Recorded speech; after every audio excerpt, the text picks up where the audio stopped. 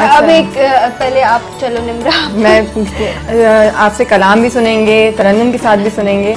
उससे पहले मैं पूछना चाहूँगी कि एक औरत होने के नाते आपको किन किन मुश्किलात का सामना करना पड़ा, क्योंकि माशरे में वही जैसे अफशा ने बोला था कि औरत होना ठीक है और शायरी करना, लेकिन घर वालों की सपोर्ट और माशरे में क्या आपका नज़रिया, वो सब चीज़ें कैसे लेके चली आप?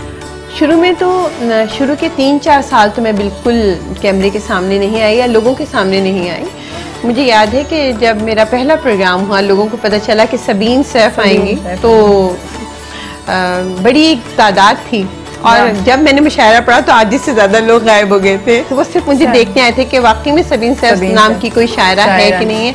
और जहाँ तक औरत की मुश्किलात का ताल्लुक है, देखिए कोई किसी को मुश्किल में नहीं डाल सकता। हमारे रवैये, हमारी सिंसियरिटीज़, हमारे अपने घर से जो हमारे घर वाले तवक्को रखते हैं। मेरे शौहर सैफुल्लाह खान साहब एक सियासी आदमी भी हैं, कारोबारी भी हैं, जमींदार भी हैं।